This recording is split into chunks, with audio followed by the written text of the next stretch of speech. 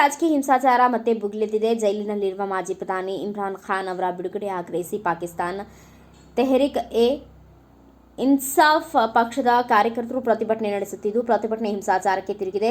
ಘರ್ಷಣೆಗಳು ನಡೆಯುತ್ತಿವೆ. ಈವರೆಗೂ ಕನಿಷ್ಠ 5 ಮಂದಿ ಸಾವನ್ನಪ್ಪಿದ್ದಾರೆ. ಇಮ್ರಾನ್ ಖಾನ್ ಬಿಡುಗಡೆಗೆ ಆಗ್ರಹಿಸಿ ಅವರ ಬೆಂಬಲಿಗರು ಪಾಕಿಸ್ತಾನದಾದ್ಯಂತ ಪ್ರತಿಭಟನೆ ನಡೆಸಿದ್ದು, ಸೋಮವಾರ ತಡರಾತ್ರಿ ರಾಜಧಾನಿ ಇಸ್ಲಾಮಾಬಾದ್ಗೆ ಪ್ರವೇಶಿಸಿದ್ದಾರೆ. ಈ ವೇಳೆ ಪ್ರತಿಭಟನೆಯ ಹಿಂಸಾಚಾರಕ್ಕೆ ತಿರುಗಿದೆ. ಪೊಲೀಸರು ಮತ್ತು ಪಿಟಿಐ ಕಾರ್ಯಕರ್ತರ ನಡುವೆ ಘರ್ಷಣೆ ನಡೆದಿದ್ದು, 4 ಸೈನಿಕರು ಮತ್ತು ಓರ್ವ ಪ್ರತಿಭಟನಾಕಾರ ಸಾವನ್ನಪ್ಪಿದ್ದಾರೆ. 119ಕ್ಕೂ ಹೆಚ್ಚು ಮಂದಿ ಗಾಯಗೊಂಡಿದ್ದಾರೆ. ಹಿಂಸಾಚಾರ ತೀವ್ರಗೊಂಡಿದ್ದರಿಂದ ಪಾಕಿಸ್ತಾನ ಸೇನೆಯು ಇಸ್ಲಾಮಾಬಾದ್ನಲ್ಲಿ ಶೂಟ್ ಅಟ್ ಸೈಟ್ ಆದೇಶ ಹೊರಡಿಸಿದೆ. ರಾಷ್ಟ್ರವ್ಯಾಪಿ ನಡೆಯುತ್ತಿರುವ ಪ್ರತಿಭಟನೆಯನ್ನ ನಿಗ್ರಹಿಸಲು ಪ್ರಧಾನಿ ಶಹಬಾಜ್ ಷರೀಫ್ ಅವರ ಸರ್ಕಾರ ನಿರಂತರ ಪ್ರಯತ್ನ ನಡೆಸಿದೆ.